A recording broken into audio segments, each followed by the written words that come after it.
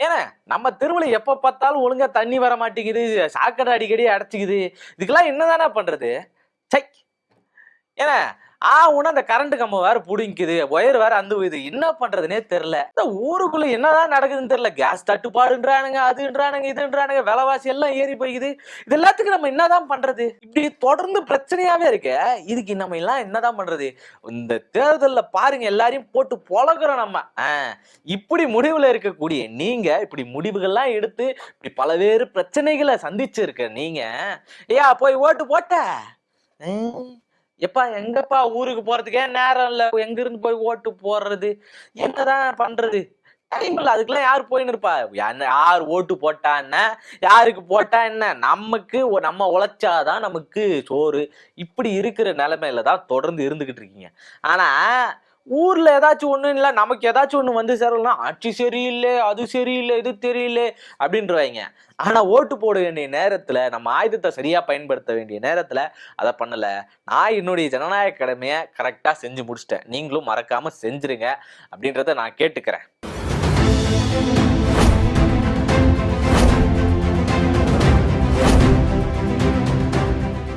வணக்கம் ஃப்ரெண்ட் மக்களே. அதாவது பாத்தீங்கன்னா, சென்னையில 16, செங்கல்பட்டுல 7, காஞ்சிபுரத்துல 4, திருவள்ளூர்ல 10, திருவண்ணாமலையில 8, வேலூர்ல 5, திருப்பத்தூர்ல 4, ராணிப்பேட்டை 4, விழுப்புரம் 7, கள்ளக்குறிச்சியில 4, கடலூர்ல 9, கோயம்புத்தூர்ல 10, திருப்பூர்ல 8, ஈரோடுல 8, நீலகிரியில 3, சேலம் 11, நாமக்கல் 6, தர்மபுரி 5, கிருஷ்ணகிரி 6, திருச்சிராப்பள்ளி 9, கரூர்ல 4, பெரம்பலூர் 2, அரியலூர் 2, புதுக்கோட்டை 6, தஞ்சாவூர் 8, திருவாரூர் 4, நாகப்பட்டினம் 3, மயிலாடுதுறை 3, மதுரை 10, திண்டுக்கல் 7, தேனி 4, விருதுநகர் 7, சிவகங்கை 4, ராமநாதபுரம் 4, திருநெல்வேலி 5, தென்காசி 6, தூத்துக்குடி 6, கன்னியாகுமரி 6. ஆக மொத்தம் 234 தொகுதியிலையும் ஒரே கட்டமா இன்னைக்கு தேர்தல் நடந்துகிட்டு இருக்கு. காலையில 9 மணிக்கே வந்து பாத்தீங்கன்னு வச்சுக்கீங்களேன், 14% கடந்துருச்சு. அப்படியே 11 மணிக்கு வந்தீங்க அப்படின்னா அடுத்து 36% கடந்துச்சு. 1 மணி நிலவரப்படி பாத்தீங்கன்னு வச்சுக்கீங்களேன், 56%, கிட்டத்தட்ட 56.87% கடந்துருச்சு. இந்த வாக்கெடுப்பு, வாக்கு எண்ணிக்கைன்றது வந்து பாத்தீங்கன்னா இவ்வளவு மும்முரமா நடந்துகிட்டு இருக்கு. அதுலயும் தமிழ்நாட்டுல வந்து பாத்தீங்கன்னா 4 முனை போட்டி, 5 முனை போட்டியா வந்து உருவெடுத்தது. 4 முனை போட்டி தான், அவங்க தான் பெரும் வரவேற்புனாங்க. அப்புறம் புதுசா சசிகலா அவங்க வந்தாங்க. அவங்க சசிகலாவும் ராமதாஸ் ஐயாவும் இணைஞ்சு வந்து போட்டிட்டாங்க. இதுல அவங்களுக்குள்ள நடந்த பிரச்சாரங்கள் இது எல்லாமே வந்து பெரும் வரவேற்பை பெற்றுச்சு அப்படின்னு சொல்லலாம். அதுல அதிகப்படியான எண்ணிக்கையில போய் பிரச்சாரம் பண்ணது, 234 அதிகப்படியான இடங்களுக்கு போய் பிரச்சாரம் பண்ணது யாருன்னு பாத்தீங்கன்னா அண்ணன் சீமானு.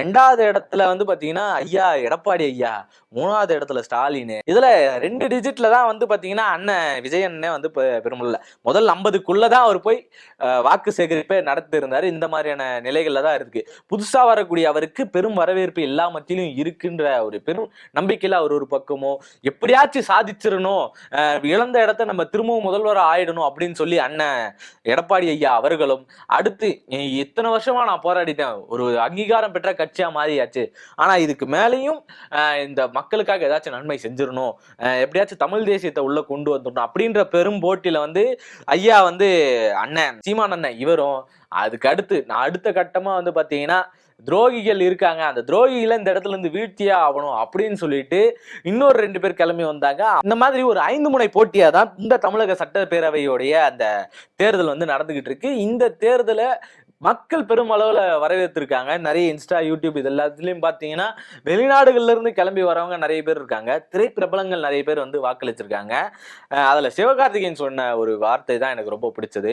உனக்கான அரசியலை நீ பேசவில்லை எனில் நீ வெறுக்கும் அரசியலால் நீ ஆளப்படுவாய் அப்படின்னு சொன்ன லெனின் சொன்ன அந்த வார்த்தைகளோட பெரும் வரவேற்பு பெற்றிருக்கு. அவர் சொன்ன அந்த வார்த்தைகள் இன்னும் பல்வேறு தரப்பான நட்சத்திர பிரபலங்கள், பிரபலமானவர்கள், அரசியல் தலைவர்கள் எல்லாருமே அவங்கவுங்க தொகுதியில போய் வாக்களிச்சிட்டாங்க.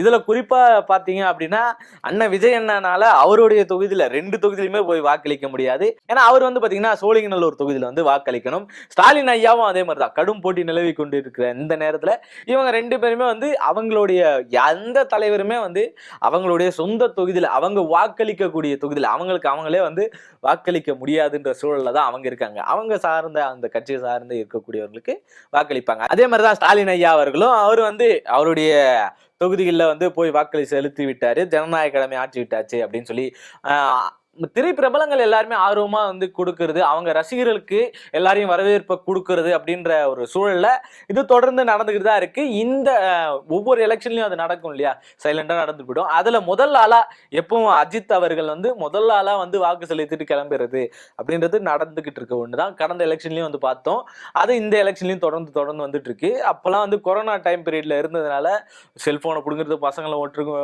ஒருத்தரா இருக்க கூடாது, தள்ளி நில்லுங்க அப்படின்னு சொல்லி அவர் மிரட்டினதெல்லாம் வந்து பெரிய இஷ்யூவா மாறிச்சு. அமைதியாரு வெளில கிளம்பு அப்படிலாம் சொன்னது 2021 எலெக்ஷன்ல பெரும் கவனத்தை ஈர்க்கக்கூடிய ஒண்ணா இருந்துச்சு. அதுவும் அவர் போட்டிருக்க மாஸ்க் கலர்லாம் வச்சு சொல்லி இருந்தாங்க. இப்ப நம்ம அந்த இடத்துல சொல்ல முடியாது. அதுக்கப்புறம் வந்து பாத்தீங்கன்னா இப்ப இன்னைக்கு முழுக்க ஒயிட் அண்ட் ஒயிட்ல வந்து ஆளு வாக்கு செலுத்திட்டு போயிட்டாரு.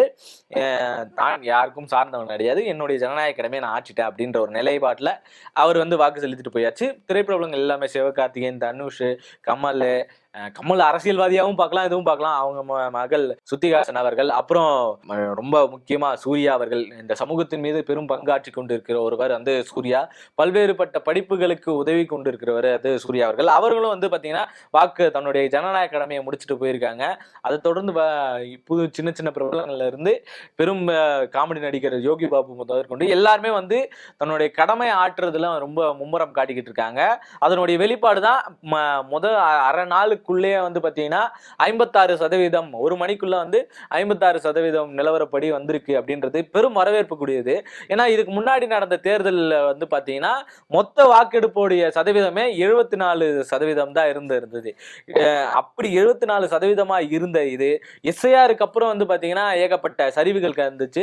கிட்டத்தட்ட எஸ்ஐஆர் அனௌன்ஸ் பண்ணப்ப பிப்ரவரியில வந்து அனௌன்ஸ் படி 94 லட்சம் பேர் வந்து வாக்குகளை இழந்திருக்காங்க அப்படின்ற மாதிரி சொல்லியிருந்தாங்க.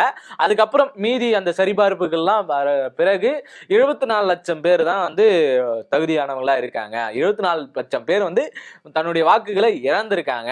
அத்தனை பேருக்கு வந்து வாக்கே இல்லாம இத்தனை வருஷமா அது இருந்திருக்கு அப்படின்றத இந்த இடத்துல தெளிவுபடுத்திருக்காங்க. அப்ப எஸ்ஐஆர் ஒரு 74 லட்சம் வாக்குகளை வந்து கம்மி பண்ணியிருக்கு. அத்தனை வாக்குகள் செல்லாத வாக்குகள் எல்லாத்தையும் குறைச்சு விட்டுருக்கு அப்படின்றதே சொல்லலாம். இதுல சிலருக்கும் போய் சேராமலாம் இருக்கு. அவங்களும் ஜனநாயக கடமை ஆட்டணும் அப்படின்னு சொல்லி கேட்டுக்கிறேன். இதுல ஊருக்கு போயிட்டு நான் வந்து ஓட்டு போடாம இருக்கேன், வா ஊருக்குலாம் போனவா அப்படின்னு சொல்லி இருந்தீங்கன்னா நீங்கள் கேள்வி கேட்க தகுதியற்று போகிறீர்கள். இந்த சமூகத்தின் மீது குற்றச்சாட்டு வைக்கவே தகுதி இல்லாம போயிடுறீங்க. உங்களுடைய கடமையை ஆற்றுறது அந்த அளவுக்கு முக்கியமான ஒண்ணு. இதை தான் எல்லாருமே வலியுறுத்திட்டு வராங்க. இந்த முறை வந்து பாத்தீங்கன்னா பெரும் ஆர்வம் அதிகரிச்சிருக்கு, ஏகப்பட்ட வரவேற்புகள் இருக்கு இந்த தேர்தலுக்கு அப்படின்றது அது எந்த விதத்திலையும் மாற்று கருத்தே இல்லாம அண்ணன் விஜயால தான் அது நடந்திருக்கு அப்படின்றது நம்ம சொன்னாலும் இன்னும் பல்வேறுபட்ட மக்கள் அரசியல்படுத்தப்பட்டிருக்காங்க. இதுக்கு முன்னாடி வந்து பாத்தீங்கன்னா 6,11,00,000 பேர் வந்து வாக்காளர்களா இருந்தாங்க. இப்ப அது அப்படியே வந்து குறைஞ்சிருக்கு. கிட்டத்தட்ட 70 லட்சம் வாக்குகள் வந்து கம்மியாயிருக்கு. அதுல ஆரம்ப கட்டத்துல 5,43,07,603 பேர் தான் வந்து வாக்காளர்கள் இருந்தாங்க. அது பின்னர் அறிவிக்கப்பட்ட திரும்பவும் அந்த வாக்கு லிஸ்ட்ல வந்து பாத்தீங்கன்னா 5,73,43,680 பேர் வந்து வாக்காளர்கள் இருக்காங்க அப்படின்ற நிலவரமும் இதுபடி வந்திருக்கு. இத்தனை கோடி பேர்களுமே வந்து வாக்கு செலுத்திட்டாங்க அப்படின்னா 100% இங்க வாக்கு நடைபெற்றது. 100% மக்களும் தங்களுக்கான வாக்கு செலுத்திட்டாங்க. எல்லாரும் ஒரு மனதா சேர்ந்து எல்லாருடைய வாக்குகளையும் பெற்று ஒருத்தர் வெற்றி பெற்றிருக்காரு. அதாவது மே 4 வரக்கூடிய ரிசல்ட்டை அன்னைக்கு எல்லாருமே சேர்ந்துதான் தீர்மானிச்சிருக்காங்க. அவங்களுடைய பங்களிப்பை செலுத்திட்டாங்க அப்படின்றதுல நம்ம எல்லாருமே தெரிஞ்சுக்கலாம். ஆனா அதுக்கான வாய்ப்புகள் எந்த அளவுக்கு இருக்கு அப்படின்னு கேட்டீங்கன்னா அது ரொம்ப கம்மியா தான் இருக்கு. நம்ம எதிர்பார்க்கிறபடி 74% போன வாட்டி அந்த 2021 தேர்தல் நடந்தது. இந்த மாதிரி இன்னும் அதாவது இந்த 2026 தேர்தல் இவ்வளவு வரவேற்பை பெற்றிருக்கிறதுனால கண்டிப்பா ஒரு 80-90% வாக்குகளை வந்து பெரும் வாக்கு சேகரிப்பு நடக்கும் அப்படின்றத நம்ம எல்லாருமே நம்புறோம். அதன்படி இருந்தா இன்னும் சந்தோஷம், நல்லா இருந்திருக்கும். இந்த வீடியோ உங்க கையில வந்து சேர்றதுக்குள்ள அது எத்தனை வாக்கு சதவீதமா ஏறி இருக்கு என்னன்னு தெரியல. இன்னைக்கான நிலவரப்படி இப்போ நம்ம உடனே போட்டுறோம். இந்த வாக்குகள் வரவேற்புகள் எல்லாருக்கும் நடக்கும். மறக்காம ஜனநாயக கடமை ஆற்றுங்க. கேள்வி கேட்கறதுக்கு எல்லாரும் தயாராகி இருங்க. யார் தலைவராக வந்தாலும் அவர்களை கேள்வி கேட்க நாம் முன்னெடுப்போம். நன்றி.